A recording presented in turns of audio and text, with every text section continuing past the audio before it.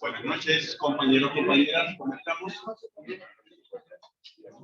¿Nos quedamos hoy así o hacemos lo que hicimos ayer?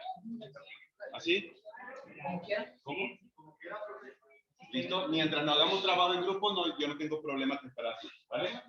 Listo, no pasa nada. Bien. En la jornada de ayer, creo que lo último que llegamos a trabajar es que cada equipo iba a realizar una pequeña investigación por internet acerca de su arquitecto o arquitecta que habíamos salido seleccionado o sorteado para ver cuál iba a ser la obra con la cual íbamos a trabajar, ¿cierto? Creo que quedamos hasta ahí. Pregunta, ¿ya escogimos dicha obra? ¿Algún equipo todavía no la ha escogido? No. ¿Listo? Quiere decir que ya todos la tenemos. ¿Bien? Ustedes todavía no la tienen. Importante que la decidan si es posible ya. ¿Listo? Si es posible ya. ¿Ok? Sí me gustaría, a ver, atento por acá. Sí me gustaría que rápidamente cada equipo me pudiese decir la obra arquitectónica que seleccionó su equipo, adicionalmente el arquitecto para refrescar. ¿Listo? Entonces, comencemos rápidamente. A ver, compañeros por aquí. Comencemos con equipo número 1. ¿Dónde se encuentra el equipo número 1? ¿Listo? Recuerden, por favor, arquitecto y la obra.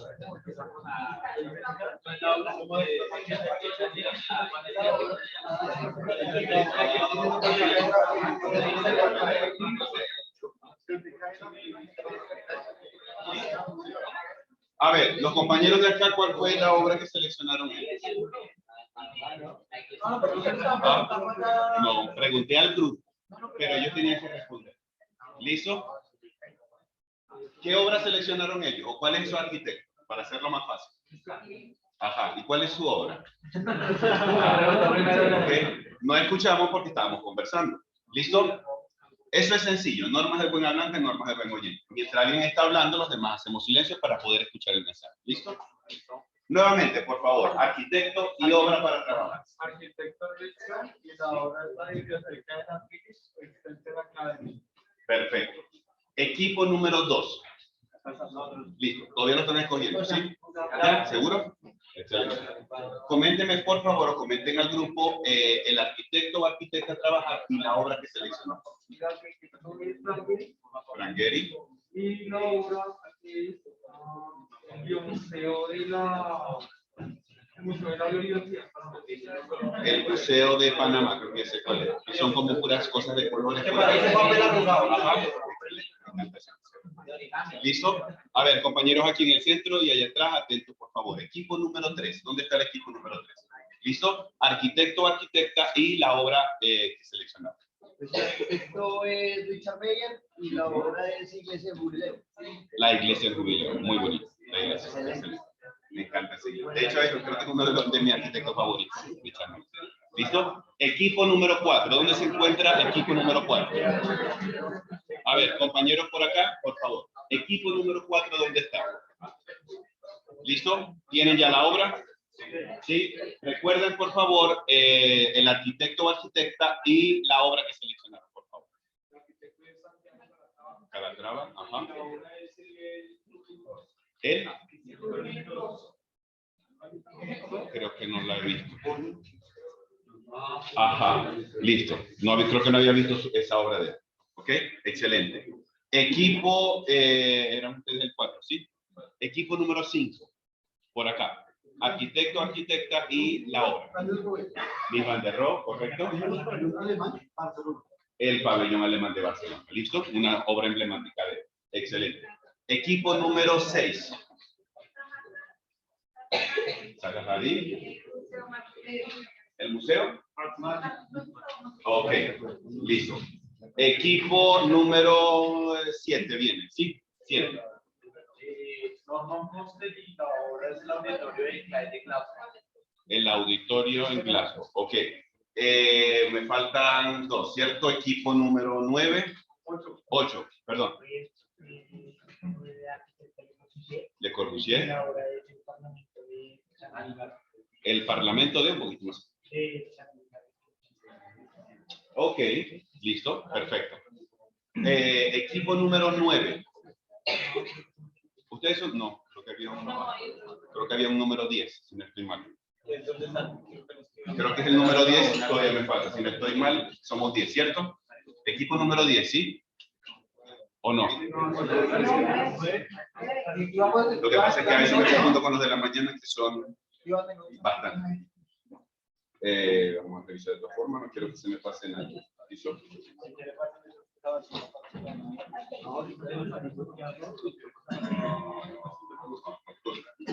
Listo, estaba el 1, 2, 3, 4, 5, 6, 7 y 8. ¿Listo? Pensé que habíamos terminado. Perfecto. Muy bien. Ya entonces cada equipo ha logrado seleccionar o ha logrado escoger la obra con la que vamos a trabajar, por lo menos en estos próximos días, hasta el próximo martes, que viene siendo la presentación de ese póster relacionado con dicha obra. Como les comentaba, ¿perdón? ¿Buenas obras del polígono? Sí, sí, señor. Importante que empiecen, si no lo han hecho todavía, a recopilar la mayor cantidad de información de la obra.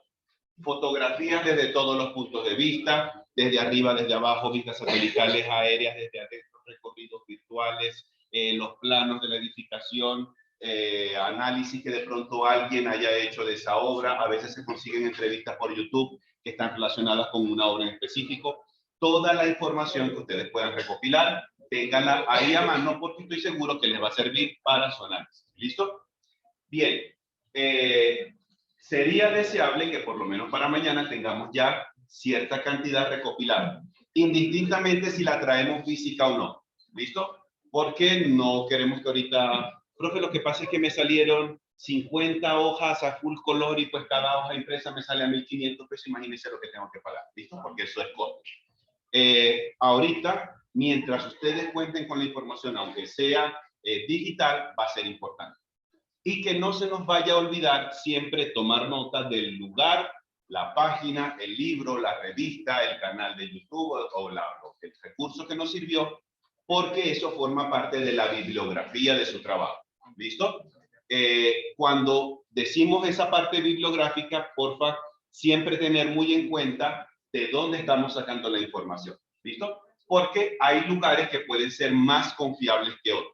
A lo mejor encontramos en internet alguien que habla sobre la iglesia de jubileo de Richard Meyer y hace todo un análisis, y de pronto nos damos cuenta que el compañero o la compañera que está escribiendo el artículo en su blog es un estudiante del semestre que está más adelantado de nosotros. ¿Listo? No estoy desprestigiando nada, ¿ok? Solo que pongamos el caso, porque a veces ocurre así, nosotros en el proceso de investigación empezamos a redactar como si todas las ideas, como si todas las ideas fueran nuevas. Y a lo mejor no pasa así. Es como cuando nosotros leemos una tesis de grado. Nosotros empezamos a redactar el planteamiento del problema y empezamos a escribir. Y si hay ideas que no son nuestras, lo correcto es empezar a citarla, porque según el arquitecto Richard Meyer, él decía que el blanco es el color más puro que existe en el círculo cromático, porque tal, y coloco el libro o el lugar donde encontré la información o donde Richard Meyer dijo tal frase. ¿Listo? Porque yo no puedo decir es que el color blanco es el de la naturaleza, lo más puro, porque no es una idea mía. Si fuese una idea mía, ya es distinto. ¿Listo? Entonces es importante de donde saquemos la información, revisar si de pronto es una página relativamente confiable. Hay algunos portales que están más enfocados en el análisis de ciertas obras arquitectónicas. Si no estoy mal, en el contenido programático que está en la plataforma, al final hay una bibliografía propuesta. Y en esa bibliografía, estoy casi seguro, hay unos 3 enlaces de páginas que están relacionados con temáticas directamente de arquitectura. ¿Listo? Esas páginas no son las únicas, obviamente, pero son unas de tantas que pueden existir donde ustedes pueden tomar información y son confiables. ¿Listo? Las muestro rápidamente como para que sepamos dónde se encuentra la información.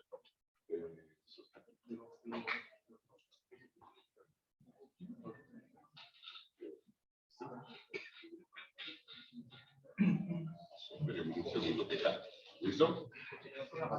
Sí, posiblemente fuentes que de pronto no sean muy confiables, por ejemplo, a veces sí, a veces no, depende. Lo que es de Wikipedia. A veces Wikipedia, como funciona una wiki, en la wiki todo el mundo, se escucha un poquito feo el término, pero así es, todo el mundo puede meter mano en un artículo. Si yo tengo cuenta en Wikipedia y estoy hablando de la iglesia de jubileo de Richard Meyer, yo puedo decir, lo que pasa es que yo fui a esa iglesia y mi impresión fue tal cosa. Yo tengo la capacidad, porque así funciona una wiki como tal, yo tengo la capacidad de meterme en el artículo, empezar a redactar lo que yo crea, es decir, puedo editar la información.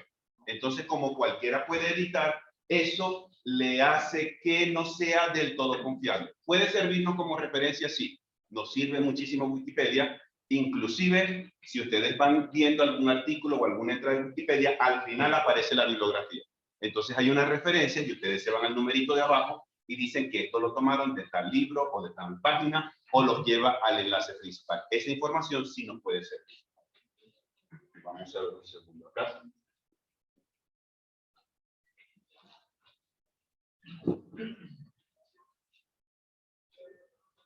No, eso no la quiero. Pensé que esta sí la tenía. ¿Listo? Entonces, que a ver si me tengo la idea de la guardé.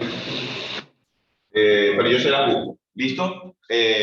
Son páginas que sirven, son unos buscadores específicos de arquitectura. Sé que dentro de esos 3 estaba, o está la herramienta, se llama, en español aparece como Google Académico, en inglés aparece como el Google Scholar, y ustedes pueden escribir directamente ahí lo que están buscando y toda la información que consigan ahí va a ser 100% confiable. ¿Listo? Así hay otras páginas más que les puede ayudar para buscar información. Hay una que no solamente tiene artículos de análisis, sino que también tiene recursos de arquitectura. Creo que es Bibliocat, si no estoy mal, la página. Tiene varias secciones. Entonces, entre una de ellas, pues a veces colocan artículos o análisis de obra, a veces inclusive hasta llegamos a encontrar en formato digital, a veces PDF, a veces DWG, los planos de una edificación, un proyecto completo. ¿Listo? Es cuestión simplemente de empezar a ponernos como si fuéramos ratones de biblioteca a ir recopilando la mayor cantidad de información. ¿Listo? ¿Cómo vamos hasta ahora? ¿Preguntas, inquietudes, comentarios? ¿Bien? 5 de 5. Sí, excelente. Vamos entonces a la temática que nos compete en la sesión del día de hoy. Hoy vamos a estar trabajando con lo que es la forma. Sin embargo, conectemos un poco con lo que hablábamos en la noche de ayer. ¿Cuál fue la temática que estuvimos trabajando ayer? Los puntos. Exactamente. Hablamos de los elementos primarios, que eran ¿cuáles? Línea, plano, volumen. Eran los elementos más básicos que nosotros podemos encontrar y en lo que es la arquitectura, la geometría, y que ellos nos van a llevar a la consecución de una forma, en este caso. Si yo les preguntase a ustedes, cuando escuchamos la palabra o el término de forma, ¿qué es lo primero que se nos viene a la mente? Una figura, podría ser. ¿Qué más? Una composición. Una mesa. ¿Cómo así una mesa? Porque, digamos, ahorita mirando la película, Ajá. genera línea, plano. Ajá, es decir, como los contornos de la mesa, podría ser. Ok, podría ser. ¿Qué más puede, cuando escuchamos el término de forma, qué es lo que primero se nos puede venir a la mente? Diseño de algo, diseño. Diseño de algo podría estar por ahí también. ¿Qué más? Composición, un objeto más o menos, un espacio. Un espacio pues podría estar conformado por forma. De pronto vamos a tomar esa idea y Ubicación, pero no de terreno, sino de, no sé cómo explicarlo. intenta explicarlo, no importa. O con un ejemplo si te hace fácil. Claro, o sea, se habla de ubicación, es como, no hablo netamente del terreno, del espacio, sino la ubicación geométrica e inclinada hacia algún lugar o como con un diseño. Como cierta orientación. Ok, ¿listo? Quedémonos con esas ideas ahorita para ver. ¿Listo? Ok, como en la sesión de ayer hay una pequeña lámina de reflexión, esta la dejamos para leer en casa. ¿Listo? Pero comencemos con esta acá. Habla sobre las propiedades visuales de la forma. ¿Cuáles son las que podemos leer acá, por favor? Contorno, tamaño, color, ajá, sí, inercia visual. Si volvemos a hacer el mismo ejercicio, al escuchar el término de contorno, ¿qué es lo primero que se nos viene a la mente? Silueta, bordes, perdón, como el exterior de algo podría ser. ¿Qué más? Podría ser el envolvente. En cierto punto creo que también podríamos meter un poco de envolvente. Todavía no el 100%, pero digamos que algo así. Cuando hablamos de tamaño, ¿qué es lo que primero se nos viene a la mente? ¿Qué es para nosotros el tamaño? Dimensiones, relación espacial que tiene quién con quién. Si un objeto, una persona, independientemente de lo que sea un cuerpo, sí, Ajá. eso podría ser. Más o menos. Todavía va 50-50. ¿Quién más? El cuerpo en el espacio. Como su masa, el volumen. No tanto. Puede ser de pronto proporción, podría ser. ¿Listo? Cuando hablamos de color. Una característica del objeto, perdón. Podríamos, ahí vienen los términos de contraste. ¿Qué otro término solemos escuchar cuando hablamos de color?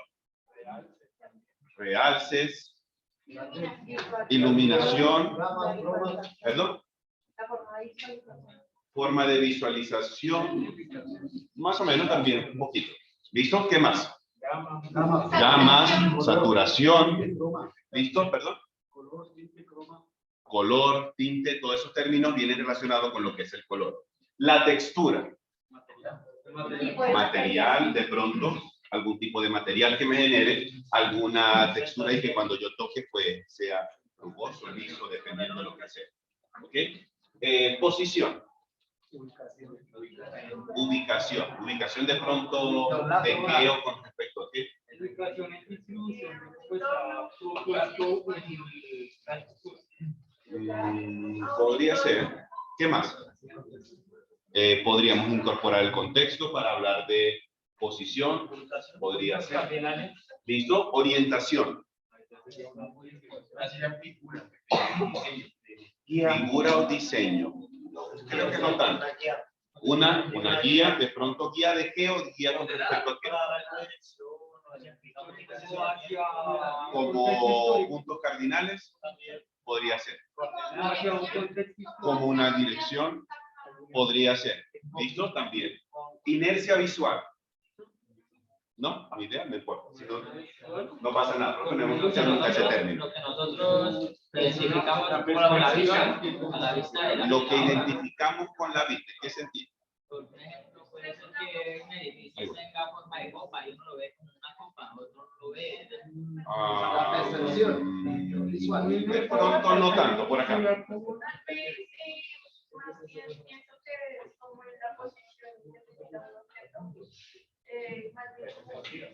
tema de la perspectiva, ¿no?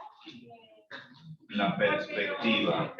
El objeto puede cambiar según uno como esté acercado.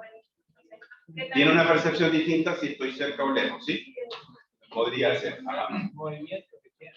Podría, de hecho, está un poco más relacionado con esa parte del movimiento. Y ya lo vamos a ver. Perspectiva. Distancia o perspectiva. Mimetismo. No, mimetismo no Como tanto. yo hacer una base de Un poquito, no al 100%, pero ya vamos a ver. ¿Listo? Comencemos con esta.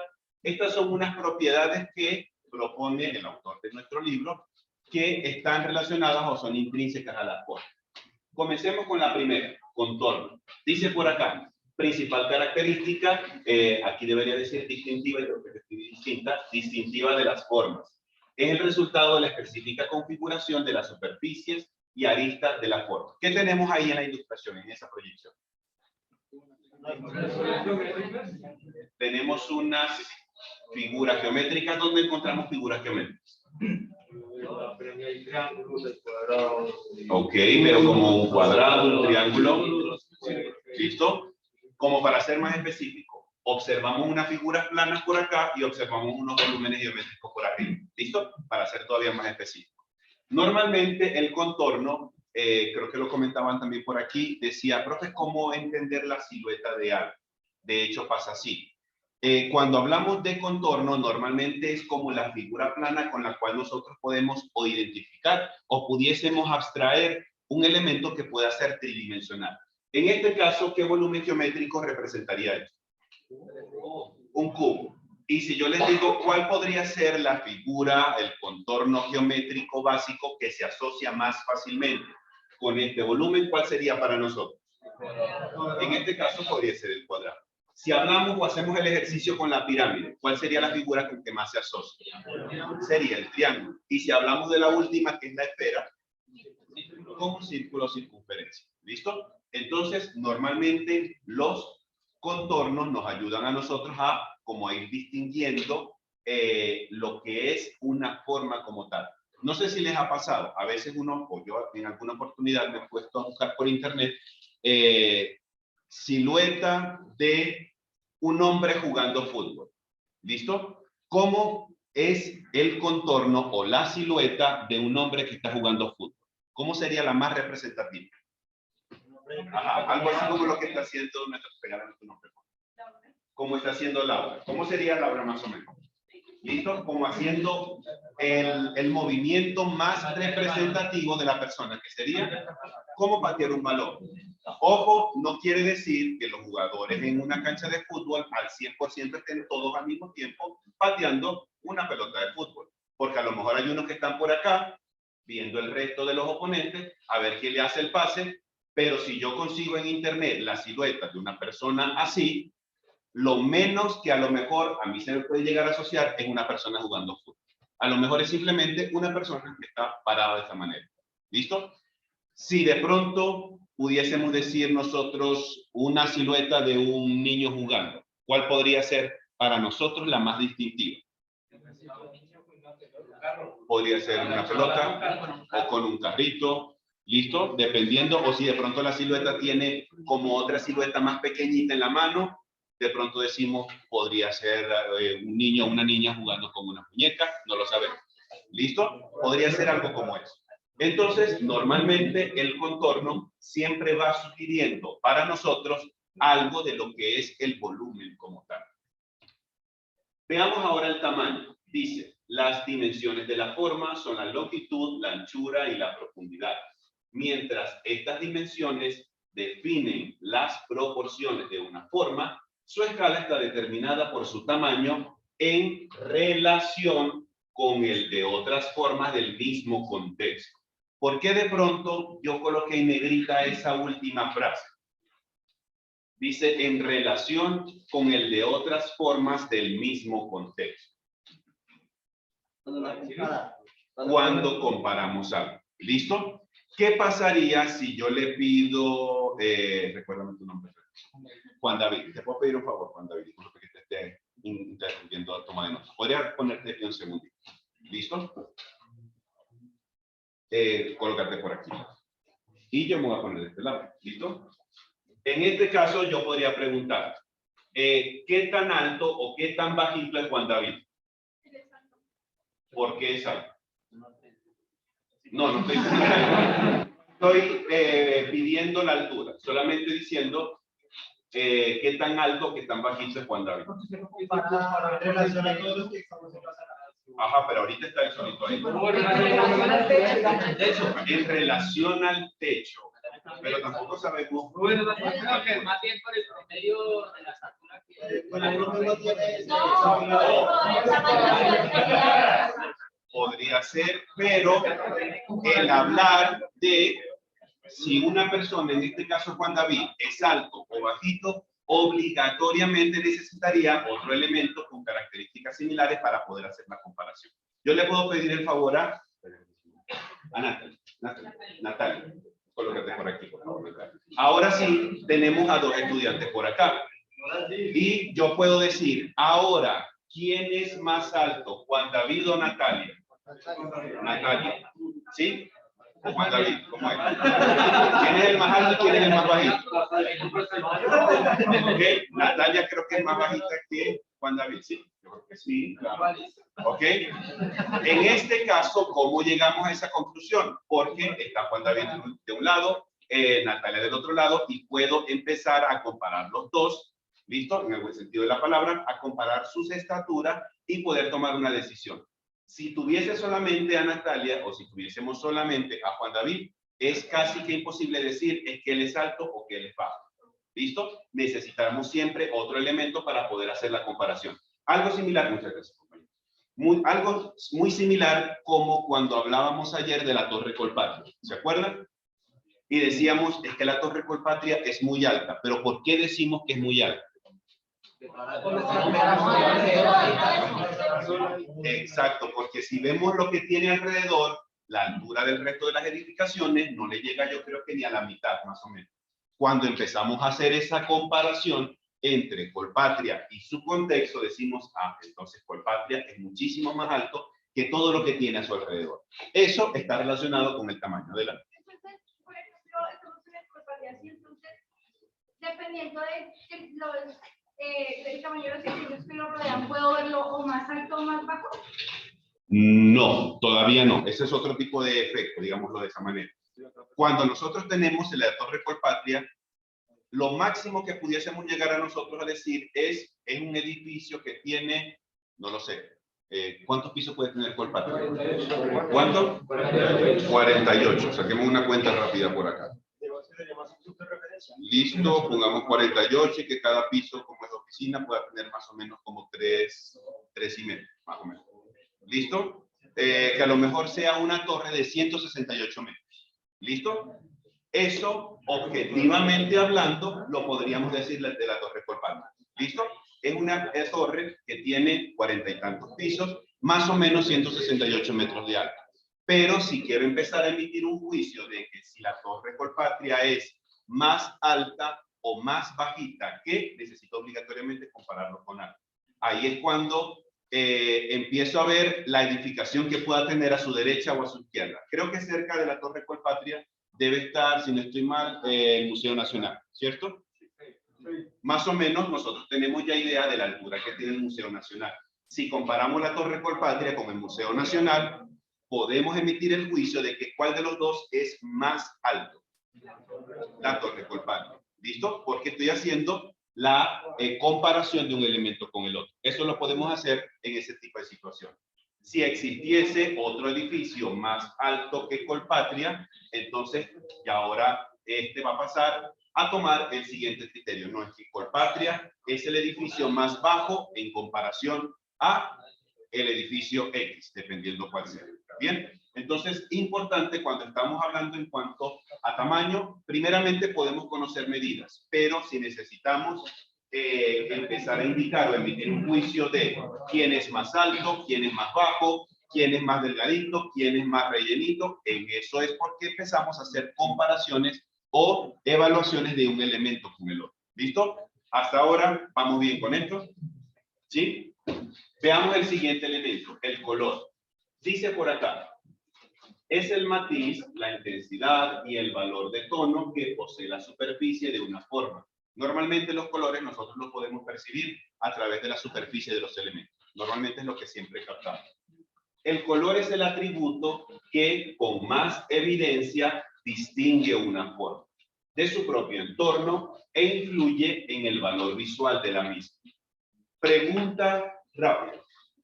¿Qué importancia, según su criterio, podría tener el color dentro de la arquitectura? ¿Qué importancia podría tener el color dentro de la arquitectura? Por acá, un segundito, por aquí. Digamos que también en cuanto al color y la relación en cuanto a los espacios, la arquitectura va a generar emociones, sensaciones. Puede generar emociones o sensaciones. Ok, por acá levanta la mano y ya le doy la palabra por ahí. Muchísimo porque, compañeros, el diseño de que como entregar algo desde la parte de la percepción, desde la sensibilidad. Ok. No sé por así sino representar algo. Muy bien, por aquí luego seguimos allá. Le hace dar el volumen. ¿Le hace dar en qué sentido? ¿Cómo así? Pues digamos, como puede cerrar la primera, pues Ajá. está sin color, pues simplemente se ven unas líneas. Ok. Un dibujo. Hágame la última, el contraste que hace en cada cara, refleja, pues, ¿cómo me va a entender? Podríamos decir que como si tuviese también grados de iluminación. Ok, válido. Por allá atrás ya le damos la palabra aquí delante. Yo pienso que para allá como la percepción del propósito de la Algo que le da una intención, algo específico en la arquitectura, va por ahí también. Por aquí y luego seguimos. Pues creo que más que todo también incluye mucho la armonía del entorno, porque pues, no puedes tener aquí algo verde y aquí algo zapote llamativo, porque se va a ver feo y va a ser incómodo. Ok, ahí vamos más que todo relacionando, o nos metemos en el tema de cómo poder llegar a combinar colores, ¿listo? De encontrar armonía en los colores que seleccionamos. Por acá, por favor. Le da personalidad a cada ambiente. Podríamos hablar un poco de personalidad.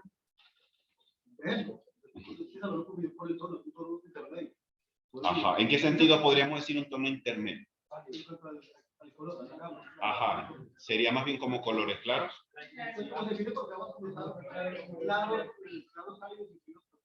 Ok, perfecto. Por allá levantaron la mano. Un segundito. Perdón. Perdón, adelante. También como se ven los colores, el espacio más amplio. Ok, los colores tienen una percepción en el ser humano de poder decir cómo lo siento, si lo siento angosto, si lo siento amplio, si siento que me va a caer el techo encima o si por el contrario pues, es más alto. Por acá, ahora sí, disculpa. Pues el color da identidad y puede dar lo que dice la compañera, ampliar el espacio. Ok, perfecto. Listo, con esta cerrada. Sirve para marketing. ¿Listo? Eso también es muy, muy válido en estos días aún todavía más. El color puede servir también para marketing. Por ejemplo, yo presumo que aquí muchos de los compañeros o compañeras tienen niños. ¿Listo? Yo presumo que sí. Cuando ustedes han llevado a sus niños que eran pequeños, o si son pequeños ahorita en la actualidad, y los llevan de pronto a un jardín de niños o una guardería, normalmente, ¿cuáles son los colores que podemos identificar en esos recintos? Amarillo, azul, morado, colores intensos. ¿Sí? Sí, colores intensos. ¿Intensos? Más que todo. Como este morado. Sí. ¿Sí? Yo he visto guarderías colores así, de hecho, entre más colores, digamos que le da más identidad a la estructura de que es para niños, para que sea más recreativo.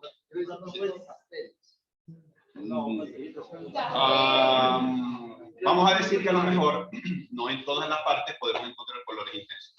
Porque si a veces utilizamos muchos colores intensos en un recinto que está dedicado para niños, a lo mejor eso puede tener una impresión sobre los pequeños a los que van a llevar allá. Pero normalmente podemos encontrar colores bastante claros, colores un poquito neutros, colores pasteles. En algunos casos, si queremos enfatizar que si la figurita, no lo sé, tengan niños de pronto me pueden decir, sí, profesor, suele estar. Que si la carita del Mickey Mouse, que si el arco iris, que si el arbolito, a lo mejor en esos casos utilizamos unos colores un poco más fuertes para poder enfatizar ciertas figuras. Si estamos en un recinto de salud, más o menos, ¿qué colores solemos nosotros identificar? Blancos, azul claro, verdes, gris. ¿Listo? Esta mañana me dijeron, profe, rojo también. Y yo, sí, rojo, ¿en dónde? En la señalización de la Cruz Roja, me dije exactamente lo mismo. Y yo, muy bien, vamos progresando. ¿Listo? Ese fue el punto gracioso de la clase del día de hoy. ¿Ok? Si estamos de pronto en un recinto tipo o que cumpla las funciones de museo, más o menos, ¿qué colores pudiésemos nosotros identificar en estos lugares? Negros en algunos casos, sepias, terracotas, beige, verdes oscuros en algunos casos, ocre también hemos podido visualizar. ¿Listo? Nuestro salón, ¿qué colores podemos identificar acá? Colores claros, ¿en qué sentido? Blancos. ¿Qué más? Las paredes tienen más o menos ¿qué tono? Blanco hueso, como más como un crema o algo así más o menos. ¿Listo? Ok. Tendría el mismo impacto para nosotros si este salón de clase tuviese las 4 paredes pintadas del azul de la chaqueta de nuestro compañero. Según su percepción, imaginándonos el escenario, ¿cómo podrían sentirse ustedes si el salón tiene las 4 paredes así? Un poco más apretado. A lo mejor nuestra sensación dentro del salón de clases como que no sea muy agradable, a lo mejor no sea muy confortable, porque los colores también generan cierta influencia sobre nosotros. Eso es algo como que inevitable. ¿Listo? También hay un segmento de que digamos ahí como un cubo y todos los lados son iguales, pero entonces digamos como reparta el color se le da digamos profundidad, altitud, pero es el mismo cubo, no cambia las dimensiones, solamente cambian los colores. Yo he visto esa ilustración. Hay como un espacio más o menos y mediante los colores intentan dar una sensación específica. A veces en los extremos más largos colocan colores más oscuros, en las paredes más cercanas colores más claros. En estos casos sería para que el espacio, en este caso el salón, no se sienta que están comprimidos, sino todo lo contrario. Y aquellos que están más separados, no se aprecie que yo estoy hablando como si estuviésemos allá en la carrera séptima, sino que de pronto el espacio, en este caso el salón, se aprecie como un poco más recogido en el sentido más largo de este recinto. Entonces, los colores siempre, y de hecho es así, tienen una influencia importante dentro de lo que es un proyecto arquitectónico, dentro de lo que es el diseño interior, y no es algo que nosotros, vamos a decirlo con este término, nos podamos dar el lujo de dejar así de lado o restarle la importancia que merece, porque a lo mejor el proyecto puede ser estéticamente y arquitectónicamente muy acertado, muy agradable, con una buena respuesta a una necesidad, pero si a lo mejor seleccionamos colores que podríamos llamarlo así incorrectos para lo que estamos haciendo, a lo mejor en vez de hacerle algo positivo le hace todo lo contrario, genera un efecto negativo dentro de la persona o dentro de los usuarios finales que pueda tener la edificación. Finalmente, si estamos en estos lugares de atracción como, se me fue uno que está por la 68, Salitre Mágico y ese tipo de cosas, no sé si en Mundo Aventura también, que a veces en la temporada de noviembre, octubre, noviembre, cuando llega el Halloween, traen la atracción de la casa embrujada o los payasos asesinos, algo así se llama, no lo sé. ¿Listo? Las personas que han llegado a ir a ese tipo de atracciones, ¿cuáles suelen ser los colores distintivos de esos sitios? Rojos, negros, a veces naranja en algunos casos. ¿Cuál podría ser, según su criterio, el que más predomina? El negro, creería yo. ¿Por qué creeríamos nosotros que el color que predomina en esa atracción en particular es el negro? Por la temática. Por la temática, ¿por qué? Por psicología. Porque la oscuridad. ¿Listo? Cuando a veces, cuando se asocia algo con el miedo. A veces cuando hay niños pequeños en la casa o cuando nosotros éramos pequeños y si de pronto nos apagaban las luces de nuestra habitación, a veces nosotros nos sentíamos extraños. sentíamos de pronto un poco de miedo y resulta que cuando ya crecimos nos toca dormir con una lamparita porque el vernos en una oscuridad nos genera una sensación de temor. Lo mismo ocurre en ese tipo de atracción. Aunque nosotros sepamos que los trabajadores o los empleados, los payasos asesinos de esa atracción no nos van a hacer nada y que todo eso es pura goma, puro caucho, puro silicón, nuestra mente siempre se sugestiona y en el momento en que nosotros entramos, automáticamente entramos en pánico o tenemos miedo aunque sabemos que no es real la situación. ¿Listo? Eso puede ocurrir simplemente con el uso del color en una edificación. Tenemos la textura. Dice por acá, es la característica superficial de una forma. La textura afecta tanto a las cualidades táctiles como a la reflexión de la luz en las superficies de la forma. Es muy común que nosotros, especialmente hoy en día, empecemos a encontrar en la calle, en el mercado, en tiendas que vendan cosas de construcción, acabados, ya sea baldosas, ya sea alguna mosaico, algo similar a esto, que visualmente tenga o apreciemos nosotros una textura, pero resulta que cuando vamos a tocar no tiene esa textura que nosotros estamos visualizando. ¿Les ha pasado algo parecido a eso? En ese tipo de situaciones es cuando nosotros empezamos a encontrar la diferenciación entre lo que es una textura táctil y una textura visual. Por ejemplo, yo creo que este salón no lo tiene. El salón de la mañana sí lo tengo. Pero, por ejemplo, observemos un segundo las baldosas del piso. ¿Listo? Pudiésemos pensar, según nuestra apreciación, que tienen algún tipo de textura. Para algunos no. O muy suavecito podría ser. ¿Listo? ¿Dónde de pronto podríamos ver un poquito más de textura? Yo creo que en estas aquí podría ser un poquito más. ¿Ok? Visualmente. Pero yo le pido el favor, un segundo, ¿tu nombre? Leonardo, por favor toca aquí y verifica si eso es una textura táctil o una textura visual según tu apreciación. Es más visual que táctil, es decir, al tacto prácticamente es una superficie lisa. ¿Listo? ¿Ok? En ese tipo de situaciones es cuando empezamos a encontrar la diferenciación entre una textura visual y una textura táctil. La textura visual simplemente se queda a través del sentido de la vista. Yo puedo observar algo que tenga textura de ladrillo, que tenga textura de madera, que tenga textura de concreto, textura de granito, pero cuando voy a tocarla resulta que es una superficie lisa. Por el contrario, la textura táctil es cuando, además de la visual, yo paso mis manos por ahí y puedo sentir lo rugoso, lo áspero, la porosidad o cualquier otra característica que pueda tener dicha textura. Normalmente las texturas siempre van asociadas con un material en específico. No siempre, pero yo creería que en casi la totalidad de las veces las texturas siempre van asociadas a un material. Si nosotros, o de pronto yo les digo, ¿qué tipo de textura, según su apreciación, puede tener el concreto? ¿Cuál sería su respuesta? Como rugoso, áspero, poroso. ¿Perdón?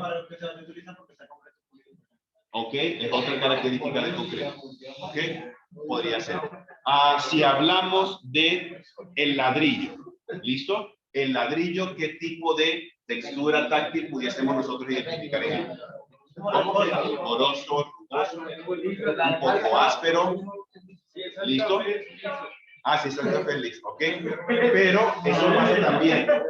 Tenemos diferentes tipos de ladrillo y no podemos generalizar. Hay ladrillos que a lo mejor tienen un acabado más liso, hay ladrillos que son un poquito más rústicos y se siente la piedra completamente dentro de su superficie, etc. Si hablamos, por ejemplo, del vidrio, ¿qué tipo de textura podemos nosotros percibir en el vidrio? ¿Liso? ¿Cómo? De granito, ¿cómo se llama eso? Este tipo de vidrio, creo que se llama el tipo de efecto o esmerilado o tiene ahorita otro nombre, el sandblasting, algo así. ¿Ok? Es porque pasa por otro efecto adicional o por otro proceso adicional que le deja una textura sobre él, ¿ok? O con un esmerilado es también algo muy similar. ¿Listo? Entonces, podríamos decir nosotros que los materiales normalmente siempre van diciendo o emitiendo para nosotros algún tipo de textura en particular. Hoy en día, hace poco un compañero una vez me dijo, profe, yo trabajo con, se me olvidó la técnica, de lo que hacen a veces en los pisos o en las paredes, que dan la sensación que el piso fuera de mármol, pero es simplemente una superficie lisa. ¿Él? ¿Veneciano? No sé si es el nombre. Es algo como una resina. Porque él me decía, profe, lo que pasa es que yo trabajo con ese tipo de cosas. Yo hago todo el piso y empezamos a hacer las vetas como si eso fuera un mármol tal cual o inclusive en las paredes. Y al final, el resultado queda como eso, como si fuera una lámina o un corte completo de mármol. Es algo así. ¿Listo? Entonces, cuando nosotros observamos ese tipo de textura visual, podríamos decir, ah, eso se parece a un mármol. ¿Listo? Aunque hay distintos tipos de mármol, muchos de ellos pueden que compartan cierta característica táctil de textura similar. Pero cuando nosotros le pasamos la mano sobre ese piso o esa pared, es absolutamente liso. Quiere decir que para esa situación existe, o es, mejor dicho, una textura visual. Hasta ahorita, compañeros, compañeras, preguntas, inquietudes, comentarios, ¿cómo vamos hasta ahora? Bien, excelente. Sigamos entonces. Tenemos por acá la posición. Dice, es la localización de una forma con respecto a su entorno o a su campo de visión. ¿Qué nos querrá decir estas dos lineecitas que están en esa presentación? Dice la localización de una forma respecto a su entorno o a su campo de visión.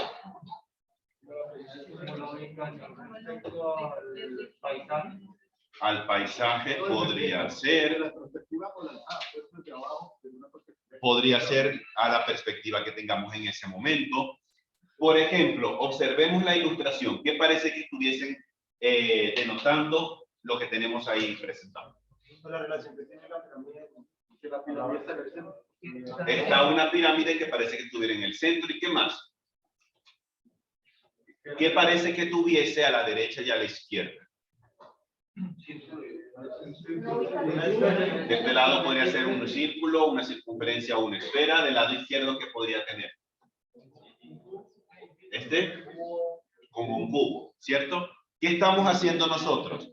Intentando, en cierta forma, describir la posición que tiene, en este caso, la pirámide, pero con respecto a lo que tiene, en este caso, a su derecha, a su izquierda. En este caso, ¿qué estamos haciendo? Estamos dando, en cierta forma, como una localización, pero considerando el entorno que tiene. Por ejemplo, si yo hacemos también el ejercicio algo similar, le digo, ¿qué posición tiene este compañero con respecto al salón? Al salón, ¿cuál podría ser nuestra respuesta? Podría, no sé si tan centrado, vamos a decir cerca del centro, ¿ok? Para ser un poco más específico. Listo, vamos a decir que está por ahí. ¿Qué puede tener a su derecha, a su izquierda, arriba, abajo, para poderlo ubicar correctamente? Para poder darle una posición dentro del salón. Dentro de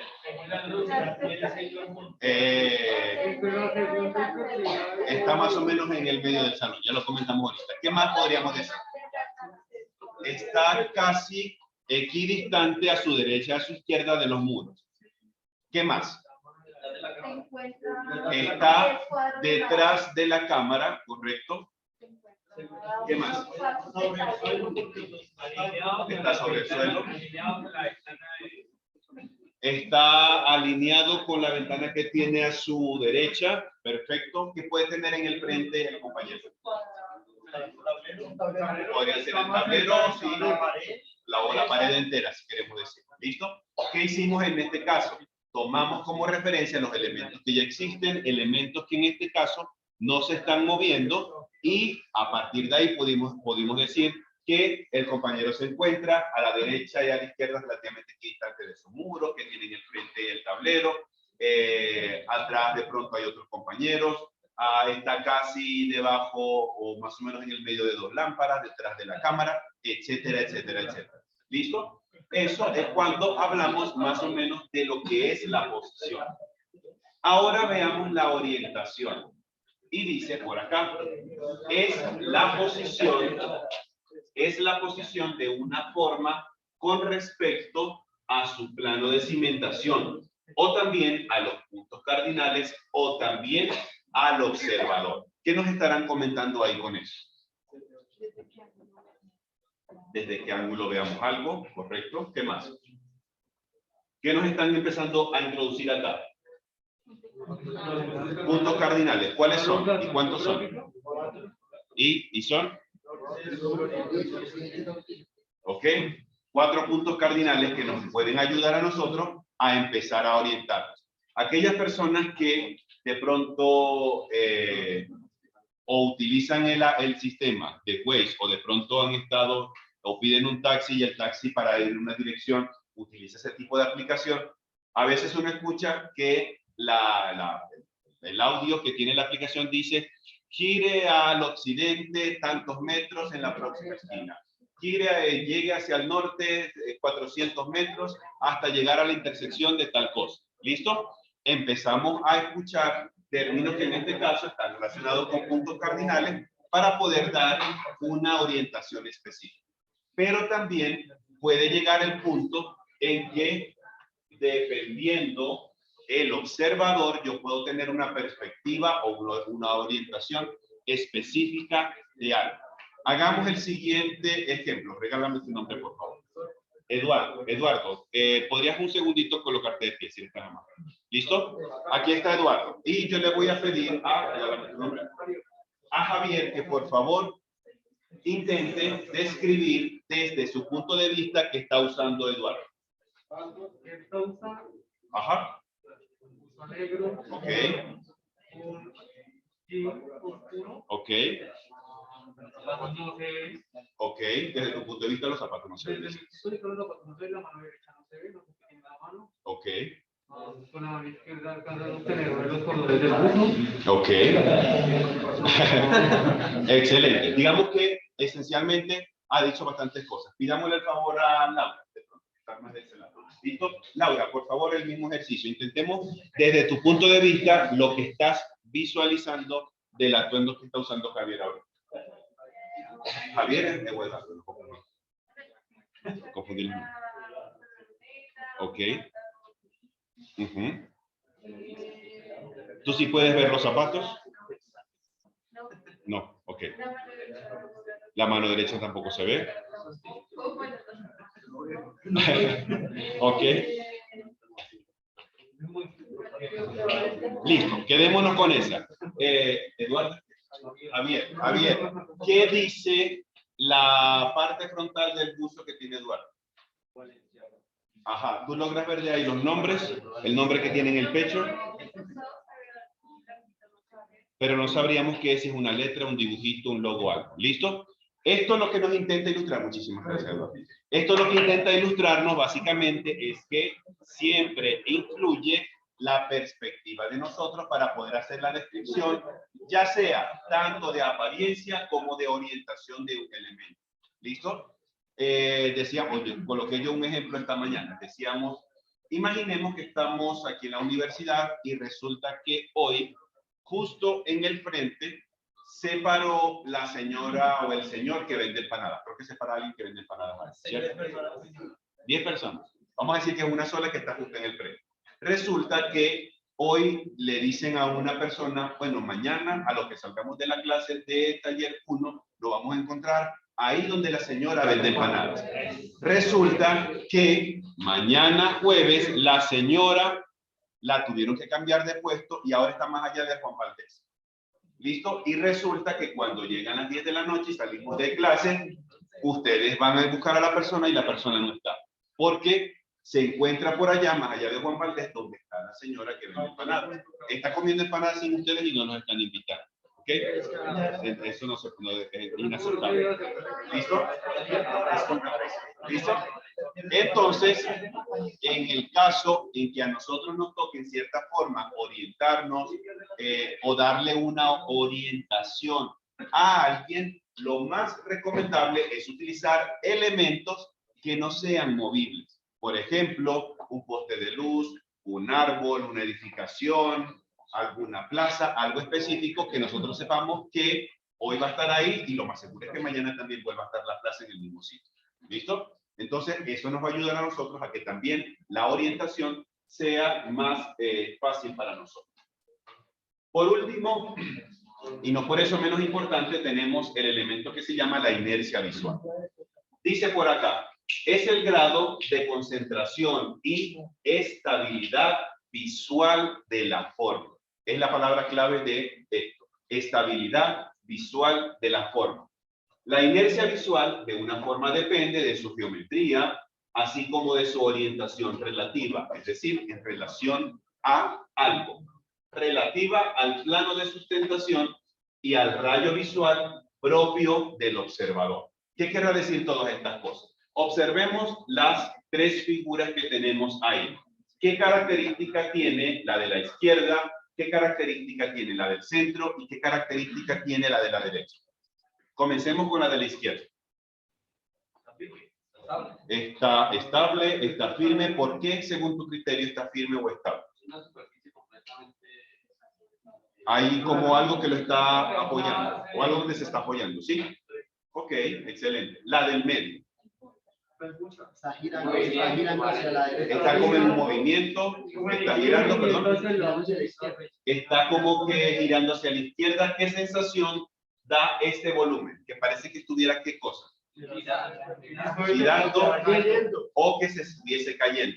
Porque observemos que está apoyado sobre uno de sus vértices, pero ni siquiera está, está, digamos, como que alineado o equilibrado, sino que está más echándose hacia un lado y da la sensación que este elemento se fuera a caer, ya que está siendo comparado con el plano base o el plano de sustentación, como lo llamamos acá.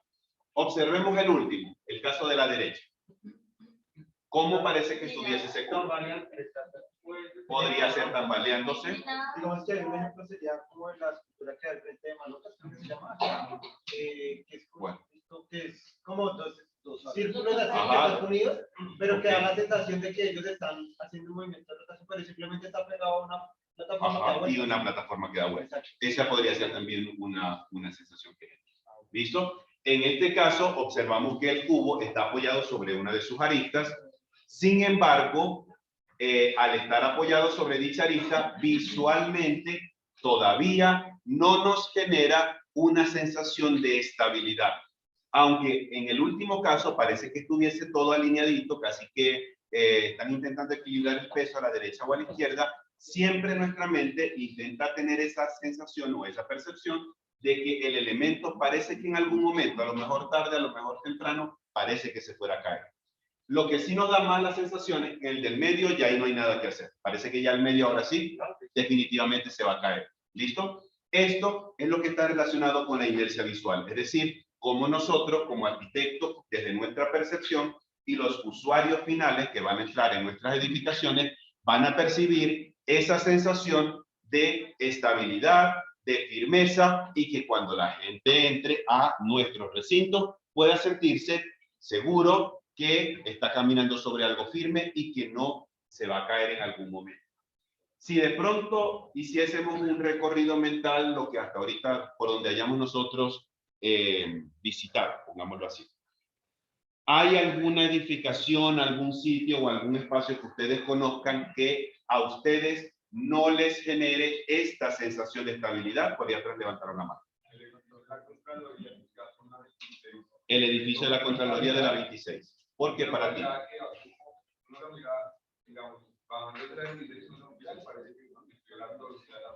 Ajá. Ese es el que está casi cerca del tiempo, no sé si es ese. ¿Sí? Ok. De hecho, creo que muchos de nosotros nos ha dado esa misma impresión. Yo lo he pasado por ahí en algunas ocasiones y hay algunas paredes que tienen esa, tal vez por una intención de los arquitectos o los diseñadores, de darle ese tipo de inclinación. En algunos casos aún uno puede sentir que el edificio parece que tuviera algo encima de nosotros. ¿Listo? ¿Qué otro espacio o lugar ahorita se le viene a la mente? Ya te doy la palabra. Hay una edificación que queda por la carrera 10 hasta en las 10. Ajá. En una esquina que la estructura de la base es como si fuera Un árbol. Y después, No tengo ahorita, no me viene a la mente. la estructura. ¿Sabes de pronto cómo se llama? No sé. Pero es ahí frente a las nieves. En la estación de las nieves. En la estación de las nieves, diagonal, hay un CAI ahí también. Ese es un edificio, si no estoy mal, es un edificio de la registraduría, creo que es. Sí, pero Creo que ya sé cuál es. Vamos a intentar buscar un momentito. A ver. Busquémoslo acá. Está diseñado para Esto es. Ajá. Esto es la calle 17. Creo que es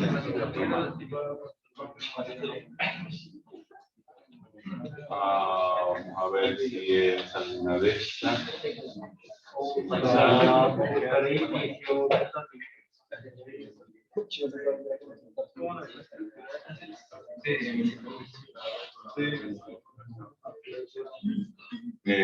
Creo que es este, si no estoy mal.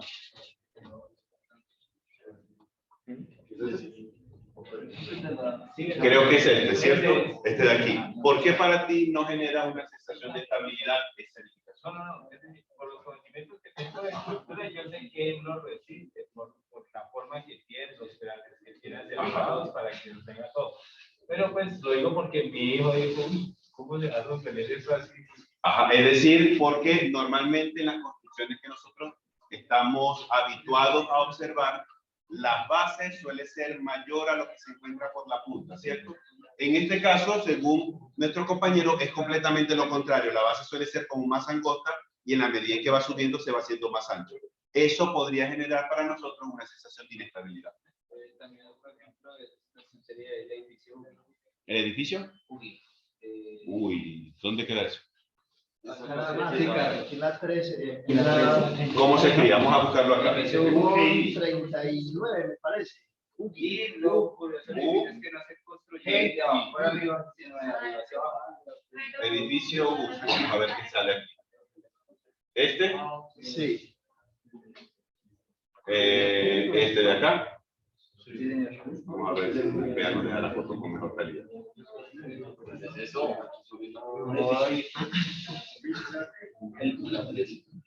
Ok, ¿por qué de pronto te traeríamos a colación ese ejemplo? Porque hay diferencias que todos los compañeros, la base es un poco más ancha que esta y la forma de construcción es, para la época, era totalmente distinta. Porque principalmente los edificios se construyen de abajo hacia arriba y este se construyó de arriba hacia abajo. Y en la torre simplifica como la espina dorsal del edificio. Además de que tiene enganches como es decir, primero, presumo yo que pudo haber sido de esa manera. Primero se construyó como que todo este elemento central y a partir de ahí empezaron a literalmente a bajar cada uno de los pisos, ¿sí? Y también para darle más seguridad, tiene enganches. Ok. Así, de esta manera, Para generar un poco más de estabilidad sobre el edificio y resistencia estructural. Me parece muy bien. ¿Listo? ¿Algún otro ejemplo que hasta ahorita se nos venga a la mente?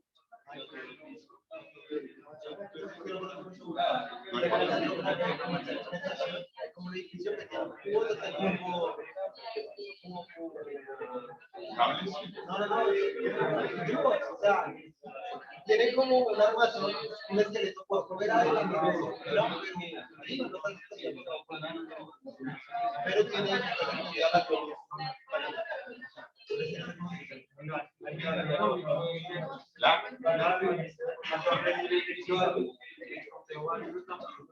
¿Dónde queda eso? El que es así todo escalonado. ¿No? Ajá, ya. Okay. Porque parece que a lo mejor estuviera desarmado. Podría ser. Se va a color, exactamente. Bien, hasta ahorita, compañeros, compañeras, preguntas, inquietudes, comentarios con respecto a estas propiedades básicas que tiene la forma. Hasta ahorita, ¿cómo vamos con esta primera parte? ¿Bien? Excelente. Sigamos, yo creo que sí nos da tiempo de terminar todo. Veamos ahora y entremos en lo relacionado al perfil. Resulta que las formas normalmente, como lo decíamos ahorita en cuanto al contorno, a veces denotan algo en particular, sin la necesidad de que nosotros estemos observando a detalle una forma, una edificación o hasta a veces una persona. Aquí hay 6 perfiles de 6 ciudades distintas. ¿Cuáles de ellas pudiésemos reconocer?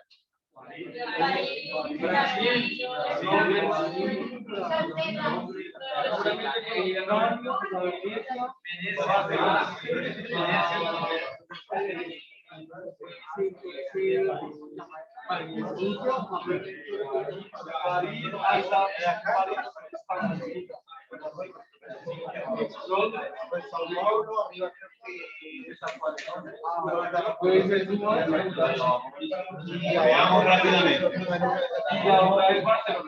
¿Listo? Vamos a ver. Vamos a ver cómo nos va, a ver si nuestra apreciación ha quedado cierta. ¿Listo? Comencemos con este perfil número 1. ¿Qué ciudad podría ser? París. ¿Listo? Perfil número 2. Londres. Londres. ¿Por qué de pronto lo que dicen Londres sería para ustedes esa ciudad? Por la rueda. Ok, podría ser. Perfil número 3.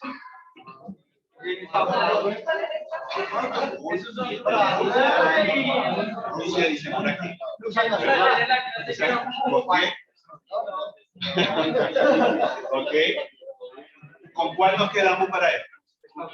Estambul. Vamos a ver. Perfil número 4. Río de Janeiro. ¿Por qué para nosotros? A ver, ¿por qué para nosotros podría ser el perfil de la ciudad de Río de Janeiro? La estatua del Cristo Redentor. Sí, podría ser. ¿Listo?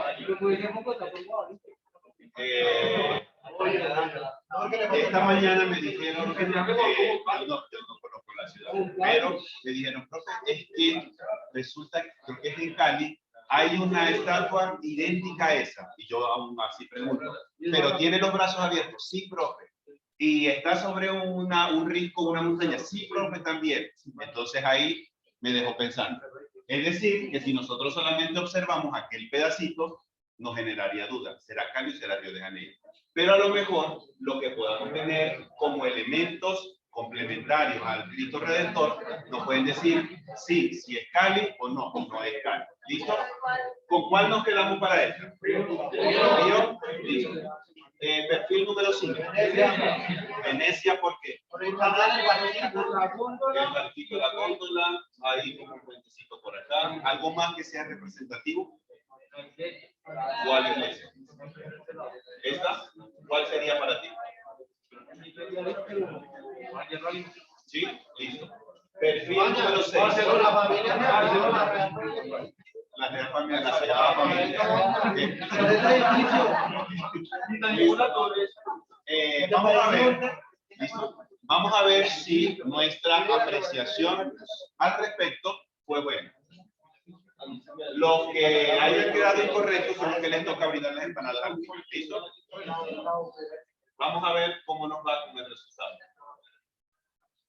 La primera, París. La segunda, Londres. La tercera, Estambul, la decían por acá. La cuarta, Río de Janeiro. La quinta, Venecia. Y la última, Barcelona. ¿Listo? Creo que todos acertamos. Así que desafortunadamente nadie va a brindar las empanadas. ¿Listo? Listo, no pasa nada. ¿Qué queremos ¿Qué queremos denotar nosotros con este pequeño ejercicio? Que hay ciertos perfiles que para nosotros pueden ser significativos o pueden ser distintivos de algún lugar en específico. Si nosotros hagamos el ejercicio, no lo hice en la mañana, pero podemos hacerlo ahora. Si nosotros quisiéramos realizar el perfil de la ciudad de Bogotá, ¿cómo sería para nosotros? Patria.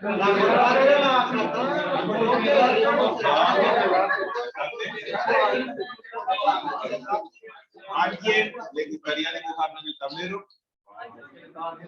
No importa que nos dibujemos también. ¿Listo?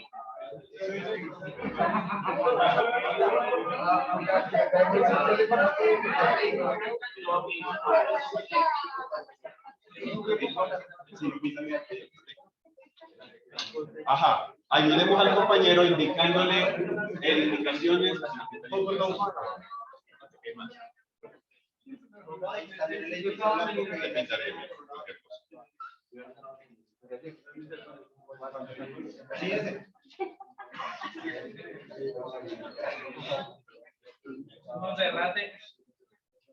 Vamos a ver si de verdad nos fue bien técnicas de bocetación. ¿Listo? Vamos a ver. A ver. ¿Ok? ¿Qué estamos representando ahorita en esa parte de perfil? ¿Listo?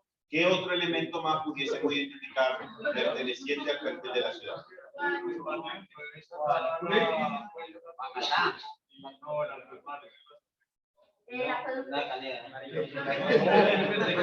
La universidad. La escalera para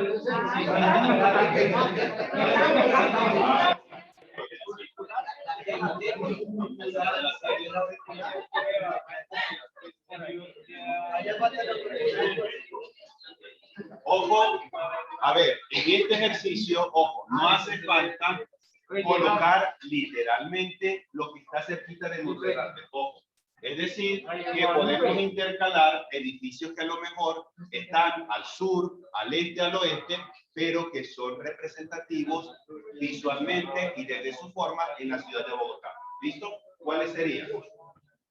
¿Cuál parece que está dibujando ahí? Colpatria. ¿Qué otro edificio pudiésemos meter acá? ¿Alguno más? ¿Uno más?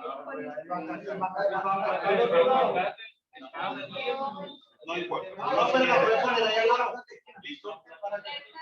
Hay un edificio que yo siempre le apunté. Porque observamos que en el ejemplo de los perfiles de la ciudad, todo lo que encontramos acá literalmente nos encuentra una cosa al lado de la otra. Puede que tengan ubicaciones geográficas distintas, solo que empezamos a colocarlos dentro del mismo perfil para que a nosotros nos venga la idea mucho más rápida de qué es lo que estamos hablando. ¿Listo? Podríamos quedarnos con esto, ¿sí? No, porque desde la perspectiva guadalupense ¿Podría ser distintivo de la ciudad este perfil? De 0 a 5, más o menos. 5. Por aquí dice 5 de largo. ¿Listo? Este ejercicio lo podemos hacer inclusive. Ustedes pueden buscar en internet, creo que se conoce así, como siluetas de ciudades representativas en el mundo, y van a encontrar cualquier cantidad. Algunas son más representativas que otras porque puede que sean edificios más conocidos por nosotros. Por allá atrás. ¿No? Era que, es que quería compartir, de pronto no sé si alguno de los compañeros ha visto un video, es un señor autista que le dice que es un fotógrafo humano, que va, lo invitan a varias ciudades y él con el ojo mira, analiza la ciudad y llega y la retrata tal cual, con los mismos números de ventanas de los edificios, se memoriza todo. Me gustaría compartirlo, no sé si hay un espacio, 2 o 3 minutitos ahí de internet. ¿Cómo se llama? Estamos hablando de No sé si nos da tiempo visualizarlo, pero por lo menos vamos a dejarlo aquí, aunque sea guardado. ¿Cómo se llama? ¿Cómo? Ya lo vi. Ok, listo. Mientras tanto, sigamos nosotros por acá. En este caso, entonces empezamos a tomar ciertas identificaciones a las cuales pudiésemos hacer una especie de abstracción con ciertos perfiles. En algunos casos pueden ser básicos, en otros pueden ser un poquito más complejos o más compuestos, pero que en definitiva pueden darnos a nosotros idea de lo que son dichas edificaciones. En este caso tenemos las pirámides de Egipto, pirámides de Giza. ¿Qué figuras o qué perfiles pudiésemos nosotros identificar rápidamente en esas construcciones? Triángulos. Creo que sería el elemento más representativo. ¿Listo? Si a lo mejor nosotros vemos 3 figuras triangulares, a lo mejor decimos, pueden ser las pirámides de Egipto. A lo mejor. Puede que no tengamos más información, pero es a lo mejor lo primero que puede llegar a nuestra mente.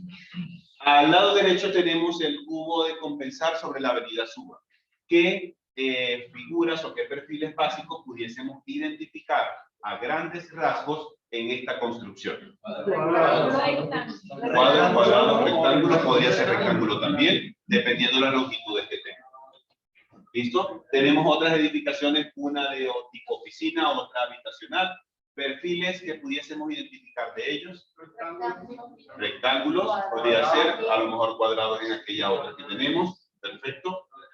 Veamos por acá la biblioteca Virgilio Barco y el planetario. Siluetas o perfiles básicos geométricos fácilmente reconocibles. Esferas, ahí por allá. La biblioteca, más o menos, ¿qué tipo de perfiles o contornos podemos ir identificando? Sí, cuadrados. Podrían haber algunos espirales, pero los espirales se asocian más a lo que es algunas circunferencias. ¿Listo? Me parece muy bien. Veamos estos otros. Del lado de la izquierda, una catedral. Del lado de la derecha, el museo en París, en Francia. Perfiles que pudiésemos identificar en esta catedral de Barcelona. Triángulos cuadrados ¿en dónde? El lateral podría ser de pronto esto. Exactamente. En el caso del Museo del Louvre en París, en Francia, perfiles que pudiésemos identificar. Creo que solo triángulos, inclusive parece que la estructura con que está formada al final también como que son puros triángulos. No la conozco y creo que es una de las mejores fotografías que encontrado. A lo mejor este cruce de líneas puede estar generando ciertos rombos en la envolvente de la pirámide. Eso también lo podemos ver. En el caso de la izquierda, una propuesta habitacional. En el caso de la derecha, un pabellón de exposición. Perfiles básicos identificables en estas dos imágenes. Cuadrados, triángulos, ¿en dónde? ¿Dónde podemos ver los triángulos? ¿En qué parte específicamente? ¿Allá? Aquí podría ser el efecto de la perspectiva. Podría ser. Habría que verlo desde otro ángulo a ver si realmente termina como en una forma inclinada o literalmente como un cuerpo. ¿Vale? Bien. Hasta ahorita, compañeros, compañeras, ¿alguna pregunta, inquietud, comentario con respecto a esto último que acabamos de compartir? ¿Vamos bien hasta ahora? Excelente. Pasemos entonces casi a los dos puntos últimos de nuestra presentación de la sesión de hoy. Tenemos por acá lo que empezamos a trabajar relacionado a la forma y es su transformación. Resulta que en la construcción, en la arquitectura, difícilmente los proyectos o las edificaciones tienen un volumen literalmente puro. Muy escasas veces los arquitectos o los diseñadores quieren dejar el volumen puro a menos que tenga una intención en particular. Es aquí cuando entramos a ver lo relacionado a la transformación de la forma. Cuando hablamos de transformación, ¿qué es lo que primero se nos viene a la mente? Transformación es transformación. Como una modificación, ¿correcto? ¿Listo? Okay. ¿Qué más podría significar para nosotros la transformación? Como una mutación podría ser también, ¿listo? En este caso, la forma, ya sea una forma plana o un volumen como tal, puede pasar por alguno de estos tres tipos de transformación y teniendo ellos, o atravesando mejor dicho, a ellos, empezamos a tener resultados en la edificación. Tenemos en el primer caso transformaciones dimensionales. En el primer caso es simplemente cuando a una forma plana o tridimensional empezamos a cambiarle las medidas. Tenemos entonces un elemento, como por ejemplo acá, tenemos como un cubo y al cubo parece que le hubiesen, como lo hubiesen comprimido o aplastado por algunas partes, teniendo como resultado estos dos elementos que tenemos acá. Está el siguiente tipo de transformación, el que está a la derecha, que dice transformaciones sustractivas. Cuando hablamos de sustracción, estamos haciendo referencia a resta, es decir, le estamos quitando algo a la forma o al volumen. En este caso, ¿qué es lo que está ocurriendo? Tenemos un cubo y parece que ese cubo estamos agarrando alguna especie de cuchillo o algo similar y estamos rebanando todas esas esquinas y al final, una vez que hicimos este tipo de transformación sustractiva, tenemos un volumen final que es el que está a la derecha de la ilustración. Es parecido a la imagen o a la fotografía que nosotros compartimos ayer del Museo España, creo que es el nombre, el de Medellín, ¿sí? Son como 3 volúmenes o 3 prismas negros, pero parece que pasaron por una sustracción o una transformación sustractiva. El arquitecto o el grupo de arquitectos decidió quitarle todas esas puntas, posiblemente para darle alguna otra característica mucho más especial, algún impacto visual en específico, y de esa manera empezamos a ubicar los 3 bloques en el lugar donde ahorita existen. Por último, están las transformaciones aditivas, es decir, se le suma algo al volumen o a la forma como tal, y esto genera algo nuevo dentro de la composición. Este tipo de transformaciones es muy común que nosotros las encontremos en los proyectos, porque como decíamos, es muy poco común que hoy en día los proyectos queden de una manera a través de un volumen muy puro. Siempre o casi siempre el arquitecto o los diseñadores intentan generarle algún tipo de transformación para generar un mayor interés dentro de la construcción. Decía esta mañana alguna de las compañeras que me preguntaba, profe, es que me cuesta un poco identificar la diferencia entre, creo que era la aditiva y la sustractiva. Entonces yo agarré este ejemplo. Imaginemos que tenemos nosotros en nuestras manos como un bloque de plastilina. Si ese bloque de plastilina nosotros le empezamos a apretar, podemos entonces darle como una especie de transformación dimensional. Empezamos a cambiarle ese tipo de medidas que originalmente tenía. Pero si resulta que ese bloque de plastilina empiezo a rebanarle alguna, a quitarle masa de lo que tengo originalmente, pasamos por una transformación sustractiva. Si por el contrario ese bloque de plastilina le empiezo a pegar más trozos de plastilina, entonces empiezo a tener una transformación aditiva. Es la manera, digamos que bastante clara y gráfica en cómo podemos nosotros empezar a diferenciar estos elementos. Este tipo de transformación es importante que desde este primer momento lo tengamos claro, porque en los trabajos, en las obras que ustedes tienen, vamos a tener que, en cierta forma, intuir o analizar si nuestros proyectos, primeramente, han tenido que pasar por alguna especie de transformación para llegar a ser lo que es hoy en día.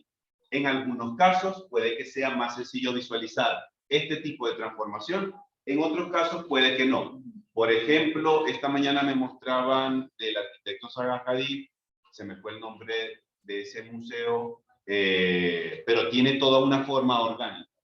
¿Listo? No, prácticamente es como si no tuviese esquinas esa edificación. La que termina como en una punta, algo así. No recuerdo el nombre exactamente ahorita. ¿Ok? Pero entonces, en ese tipo de situación, a lo mejor puede que sea un poco más complejo que desde el envolvente identificar algún tipo de transformación. Pero puede ser que a nivel de planta sea más sencillo y poder decir, ah, es que la planta parece que fuese, no lo sé, yo estoy inventando, como 2 circunferencias que se están pegando y en el medio parece que los une un cuadrado. ¿Listo? Yo estoy inventando el ejemplo. ¿Vale? No necesariamente este tipo de transformaciones tiene que verse a nivel de la envolvente o lo que es el volumen como tal. ¿Listo? Puede que yo lo pueda reconocer más fácilmente desde una vista plana, desde los planos de la edificación, o a lo mejor simplemente desde una fachada o algún alzado que tenga nuestra construcción. Adicionalmente a estas transformaciones, tenemos también esto que se conoce como las formas aditivas. Dice por acá arriba, para que 2 formas se agrupen conjuntamente, caben las siguientes posibilidades fundamentales. Aquí, esta parte también nos va a ayudar, no solamente para la parte del análisis, sino cuando entremos en las composiciones bidimensionales y tridimensionales, cómo nosotros podemos empezar a organizar y a unificar con criterios sólidos, con criterios válidos, nuestras composiciones que al final serán unas composiciones arquitectónicas. Tenemos la primera forma aditiva y es una tensión espacial. En el caso de la tensión espacial, es como una sensación de atracción que existe entre dos figuras o dos elementos. Estas figuras o estos elementos están tan cerca, primeramente sin tocarse, pero están tan cerca que parece que en algún momento se fueran a pegar uno con el otro.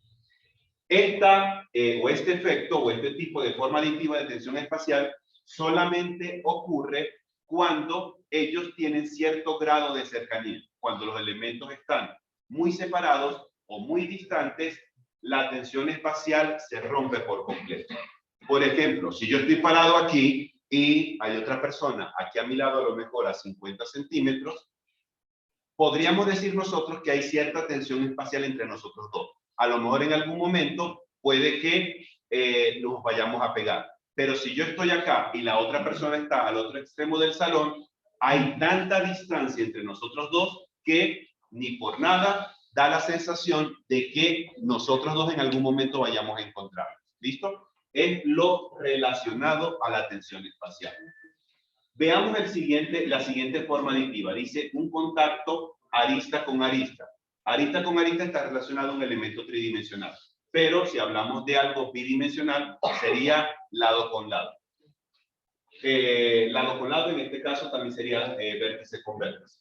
¿Listo? En este caso, el contacto que tienen dos elementos, si son tridimensionales en aquel caso, sería mediante la arista. Es decir, por alguno de los bordecitos empiezan a tocarse con el borde del otro elemento. Si estamos hablando con una figura plana, aquí lo que empezamos a observar es un toque de vértice con vértice. Tenemos otra forma aditiva, en este caso, un contacto de cara con cara, es decir, dos caras de los objetos se están tocando total o parcialmente. Si vemos esto desde una vista superior, sería entonces un contacto también de lado con lado. Y luego tenemos la última forma aditiva, que son los volúmenes maclados o las figuras macladas, que es cuando ellos o en ellos existe cierto grado de intersección o de penetración uno con el otro. Es decir, una parte de un objeto se mezcla con otra parte del otro objeto. No llegan a unirse al 100% porque dejarían de ser las dos figuras por separado. Solamente es una porción de su contenido lo que está en contacto uno con el otro. Estas son las cuatro formas aditivas que nosotros podemos empezar a emplear cuando entremos en lo que es la parte de la composición y también cuando hagamos el análisis de nuestra edificación.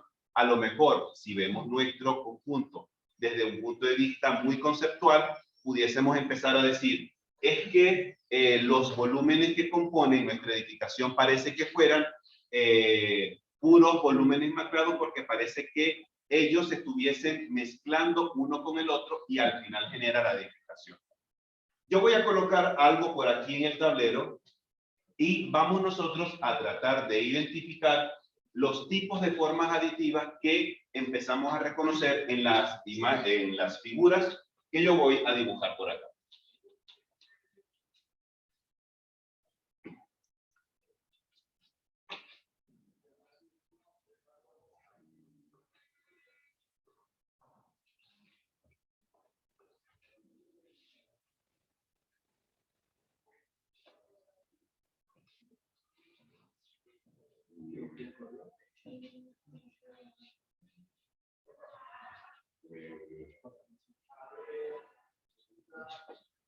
Pongamos el número para hacer más sencillo la lectura. 5, 7 y... ¿Listo? Intentemos nosotros los elementos que tenemos dibujados aquí en el teclado, en el tablero, colocarle la forma aditiva que más asociamos con el tipo de contacto o de relación que tienen entre ellos. Por ejemplo, entre la figura número 1 y la figura número 2, ¿qué tipo de forma aditiva pudiésemos identificar? Cara a cara, si estamos hablando de una figura plana, sería lado con lado. El lado inferior del triángulo número 1 sería con el lado superior del triángulo número 2. Entre la figura 2 y la figura 3. ¿Arista con quién? ¿Listo? Vamos a hacer algo acá para que sea un poco más sencillo. En la parte bidimensional, vamos a colocar aquí como una pequeña ilustración rápida. Este elemento será el vértice, esto como tal es el lado. ¿Listo? Son figuras planas. Quedémonos que ahorita solamente estas dos nos van a servir. ¿Listo? Vértices y lado. Ahora sí, entre la figura 2 y la figura 3, ¿qué tipo de forma aditiva pudiésemos nosotros decir que tiene ella? Contacto de arista-arista. Quedémonos con esta terminología. Lado y vértice porque son figuras planas. ¿Vale? Si es lado con lado, vamos a analizarlo. ¿El lado de quién se toca con el lado de quién? 5 y 3. No, este todavía no. Solamente son estos dos hasta ahorita. El 2 y el 3. Pero la parte inferior del 2 es que un lado o un vértice. Es un vértice. El vértice inferior de la figura 2 se pega con quién? Con el lado superior de la figura 3. Entonces sería un contacto de vértice con lado. ¿Listo? Sería esto. Entre la figura 3 y 5. Una tensión. Lado con arista. En este caso es una circunferencia. Vamos a decir, en el caso de las circunferencias tienen otros nombres diferentes a figuras ortogonales o rectas. En este caso sería como un perímetro. Pero vamos a decir que esto es un lado circular. Vamos a ponerle solo por este momento ese término. ¿Listo? ¿Cómo sería entonces el contacto o la forma aditiva entre 3 y 5? Un lado con lado. El lado derecho de la figura número 3 con el lado circular, llamémoslo así, de la figura número 5. Muy bien. Entre 3 y 4. Vértice con vértice, que está ya es el de arista con arista. ¿Listo? Pero como decíamos, estamos ahorita solamente en 2D. Entre 5 y 6. Podríamos hablar de tensión espacial. ¿Listo? Y si dijéramos de pronto entre 6 y 8. En este caso creo que la tensión se pierde porque están tan separados que no puede establecer algún tipo de vínculo visual. Entre 6 y 7. Contacto cara a cara. Cara a cara, que sería el lado inferior del 6 con el lado superior del 7. ¿Listo? Esto rápidamente nos ayuda a ilustrar cómo nosotros podemos poco a poco ir aplicando este tipo de formas aditivas en las composiciones o que nosotros hagamos en algún momento o en elementos que nos toque, como va a ser ahorita en nuestro caso, en que nos toque poder analizar. ¿Listo? Finalmente, este último punto, ya con esto cerramos en nuestra sesión de hoy. ¿Cómo nosotros podemos empezar a identificar tipologías formales en una composición? Existen 5 tipologías formales que cuando empecemos en los temas de mañana y el viernes, creo que también tocaremos algo similar, de cómo nosotros podemos empezar a observar o cuál es nuestra percepción de las formas con respecto a la totalidad. Tenemos aquí 5 tipos de tipologías formales. Formas centralizadas, formas lineales, formas radiales, agrupadas y en tramo. Cuando hablamos de formas centralizadas es porque hay un elemento, vale la redundancia, central, que tiene tal grado de importancia que todo lo que está alrededor gira alrededor de ese centro, nuevamente valga la redundancia. Por ejemplo, vamos a ver si se me viene uno rápidamente a la mente. Imaginemos alguna edificación con forma cilíndrica, ¿listo? Y que en el medio, en la parte inferior, hay alguna especie de plazoleta, podría ser. Y que alrededor hay una serie de cubículos, ¿listo? Sería algo más o menos así, si lo vemos desde arriba. Aquí hay una especie de plazoleta y estos son puros cubículos de X tipo de función. Y esto tiene puras ventanas o aberturas que giran a la parte central.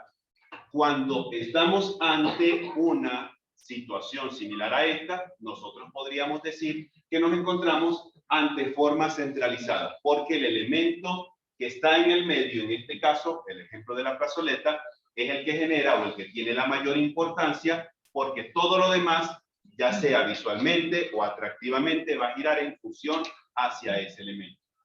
Algo opuesto ocurre con las formas radiales. En este caso, el punto, que en este caso se considera como el punto de distribución, solamente tiene esa función.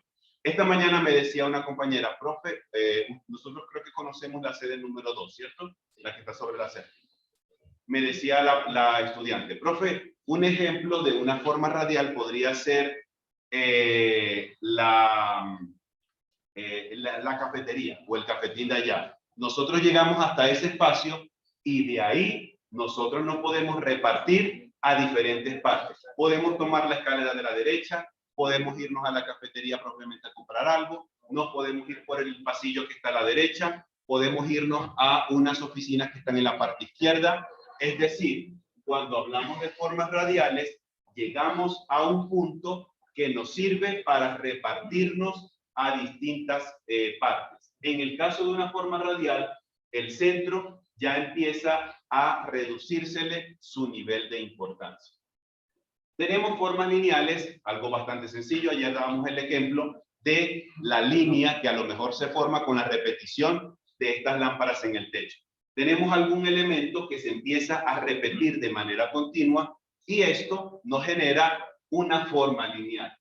Hay formas agrupadas. A lo mejor en estas formas agrupadas no existe algún criterio específico, como los nombrados anteriormente, pero el distintivo es que simplemente la unión de todos esos elementos planos o tridimensionales nos hacen estas formas agrupadas.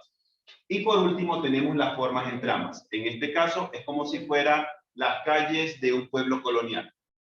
A lo mejor si vamos a un pueblecito tipo Villa de Leyva podemos verlo más fácilmente, o que tenemos calles y avenidas que se van cruzando casi de manera perpendicular, y a través de eso empiezo a observar formas en tramas. ¿Listo?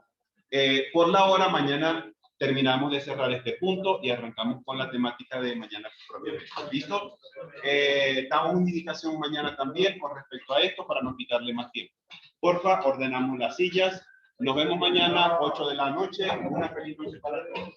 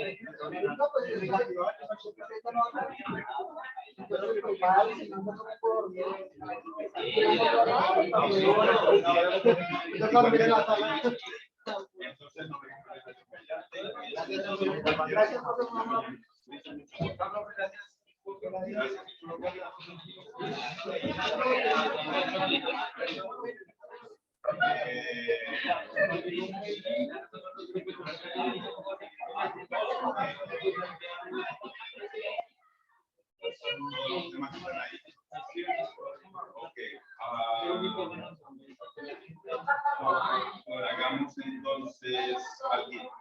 Si quieres, no sé si de pronto ahorita en la noche te cachas, pero si quieres, pásame un mensaje por WhatsApp y yo puedo copiar el enlace que me da el Telegram, te lo paso por el chat y ahí tú te puedes ingresar. ¿Listo? Entonces, si quieres, por favor.